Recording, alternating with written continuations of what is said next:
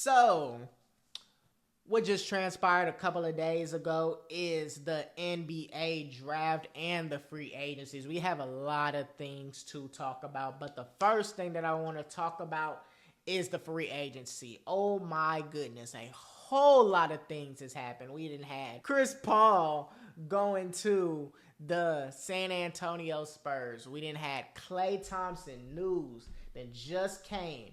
Klay Thompson joining the Dallas Mavericks on a 3-year, $50 million contract. Oh my goodness. I didn't see that happening.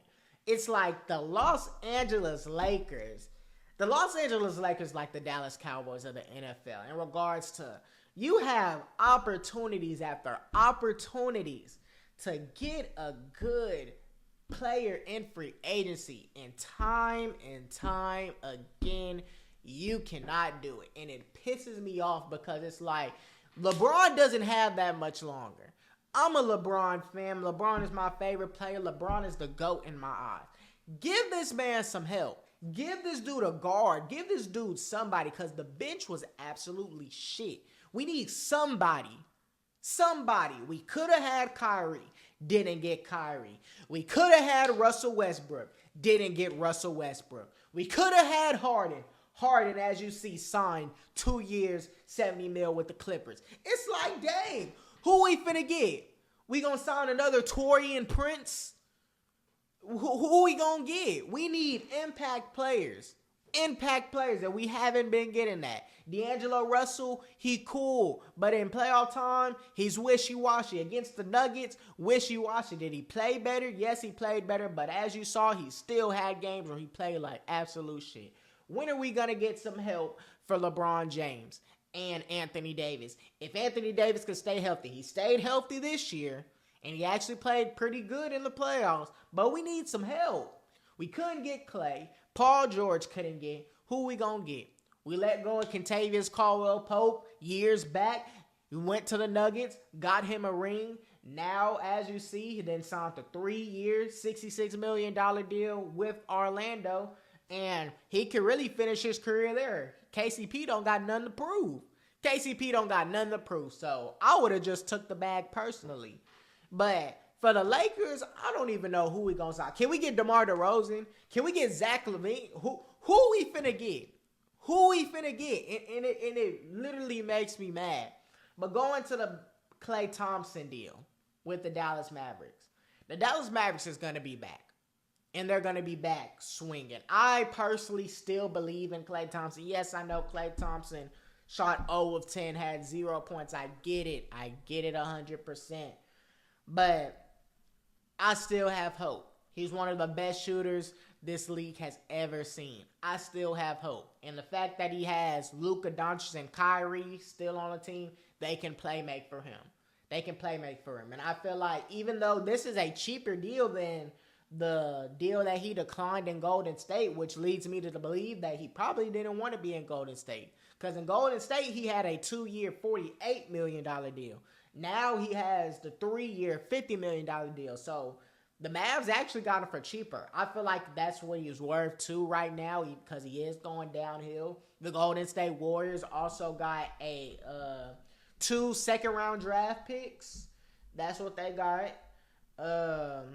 You also see the Thunder got Isaiah Hartenstein, which is great. The Thunder are going to be in business. They're going to be a tough team defensively, because they're only getting younger. They got Alex Caruso. They got Hartenstein, who can play defense. And then we're going to talk about who they got from the draft too. But yeah, like they're going to be a great team. They're going to be tough. Very tough. They were a 1 seed last year. Shea's not going nowhere, so they're going to be in business. You see DeJounte Murray, they don't have it on here, but DeJounte Murray got traded. He's going to the New Orleans Pelicans. I feel like that is a great pickup for the New Orleans Pelicans. For the Atlanta Hawks, it just seems like I think that Atlanta should rebuild. Because I really don't think Trae Young want to be there for real. I don't think Trae Young wants to be there for real. They didn't try giving him help. but it hasn't worked at all. He did what he needed to do. He carried his team to the Eastern Conference Finals, point blank, period. So if I was Trae Young, I would get out of Atlanta, try and go to the Lakers, try and go somewhere else. That's what I would personally do, even though it's his team. If you want to keep it as his team, cool. You already got Zachary Ricochet in the draft, and we will be talking about that.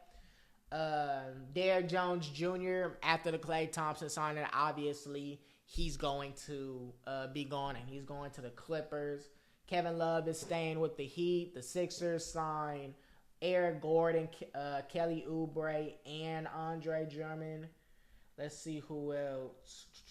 Tobias Harris is going to go to the Pistons. I ain't going to lie. He's probably going to rot away. I'm not even going to lie. Gary Harris in Orlando. But Klay Thompson for the Mavericks, that's a W. That is a W. And if they can get the old Klay Thompson back somewhat, if Klay Thompson can just give him 20, just 20, because we already know Luka's going to give them 30. Kyrie's going to give him like 23, 24. If Klay can get you anywhere from 18 to 20, maybe even more, but 18 to 20, about 5 threes a game, oh, they're in business. They're in business, and especially if he could come in a clutch, because now it's like you got to guard Luka, you got to guard Kyrie, and then Klay, you don't want to leave Klay on a catch and shoot. You don't.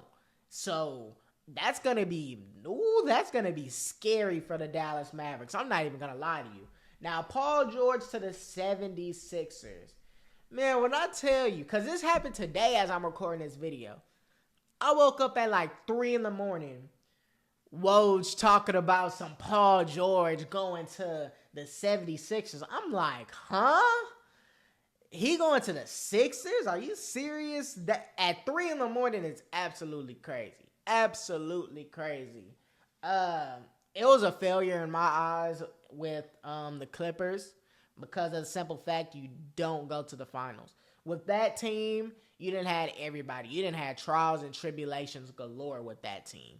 You didn't have Kawhi. You didn't have Harden. You didn't have Russell Westbrook. You didn't brought in so many people, and you still couldn't go to the finals. Yes, Kawhi was hurt for 2 of the series, and you had to carry. But in the bubble, you ain't do nothing. It's a failure. It was a failure, point blank, period. Failure. Now, in the East, it's going to be a little bit easier. You're going to have help. You're going to have Maxey, who is proven to be a rising star. You still have Joel Embiid. If Joel Embiid doesn't get hurt, we already know he can get you about 30 a game. I think that's a good fit. Personally, I believe that's a good fit. I actually think that it's a better fit than the LA Clippers. But we'll go ahead and see. Do I think the 76ers will compete? Yes, the 76ers will compete if Joel doesn't get hurt. If he doesn't get hurt, they'll compete. Point blank, period. You still got to deal with the New York Knicks. You still got to deal with Milwaukee if they're not inconsistent. But obviously, the head of the East is Boston. And until proven otherwise, I don't think nobody can beat Boston. They literally signed everybody back. As y'all can see, hold on, let me go ahead and pull it up for y'all. They just signed Jason Tatum to the most amount of money in NBA history, if I'm not mistaken. He got like a $314 million deal. Jason Tatum agreed to a 5-year, $314 million deal. That is the most like ever. Largest contract in NBA history. Like, oh my goodness. They still having everybody for at least 2 more years. They're going to still have Holiday. They're going to still have Brown. They're still going to have Tatum. They may have Porzingis. I don't know. Al Horford probably, if he doesn't retire. But it's like, damn, where the hell are they getting this money? Until proven otherwise, there ain't nobody that can beat the Celtics. Point blank, period. You done got 2 stars. Who knows? People saying that Jaylen Brown the best player on the team, and he might be. He might be. But I'm going to still say Tatum for now, even though, Jaylen Brown did what he needed to do. But next year is going to look different. But really for the West, it's going to be different. It's going to be tough. It's going to be a dogfight. And I don't know who's going to come out the West. But right now, the Lakers, I don't even know what to tell the Lakers. We're selling day by day. Day by day, it's like, if it ain't one thing, it's another. Literally. We can't get nobody in free agency because I don't think we have the salary cap. I don't know what it is. Some trades need to happen. The only people that need to stay on the Lakers right now is LeBron, AD, Austin Reeves. Those are the only three people that have locks on the team. Everybody else can be replaced. Can be replaced, point blank, period. Because you're seeing all of these teams. The Mavericks is trying to win. Trying to win. But going back to let's talk about the Warriors, though. Since Klay Thompson is going to the Mavs, can Steph Curry carry the Golden State Warriors with just him in this day and age of basketball? Whoo, it's gonna be hard. It's going to be hard because they don't have Chris Paul. They literally have nobody. They literally don't. It's just Steph Curry and Draymond Green, and that's not enough. That is not enough. I think Steph is good enough to get them to at least a play-in. And no lower than a 10, no higher than a 7. That's probably as far as I think they can get them. Because it's tough. Because the Kings is still going to be towards that area. The Pelicans, the Suns. It's so many teams. Like, Curry needs help. We're in a generation of basketball now where you can't just have one player and think that person can single-handedly take you to the finals. It's not like that. That stopped like 8 years ago. LeBron was the last person that could do that.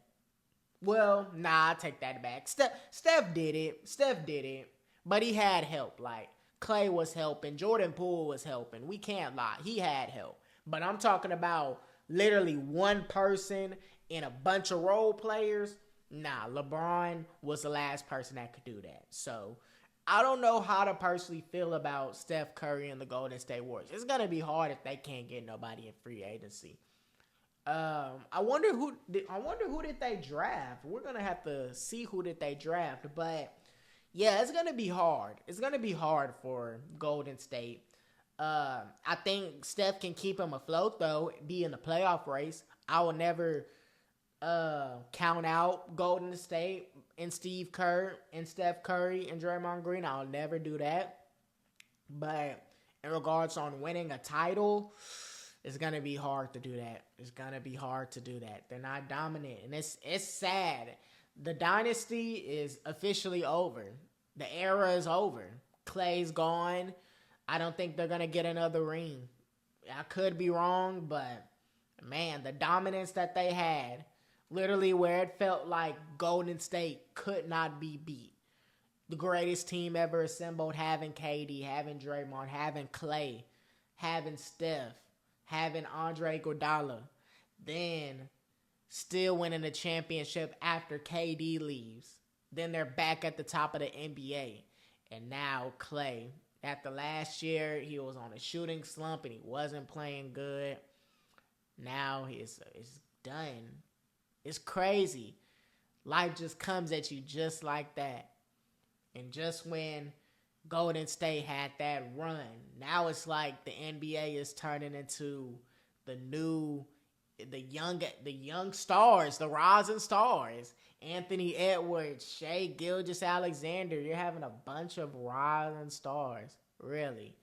And I'm going to miss these days. I'm going to miss these times with Golden State.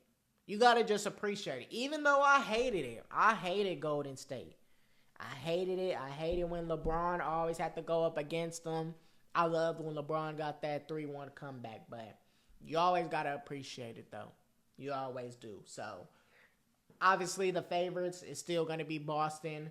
I don't know who's going to come out the West. How do y'all feel about all of these free agency signings? Let me know what y'all think.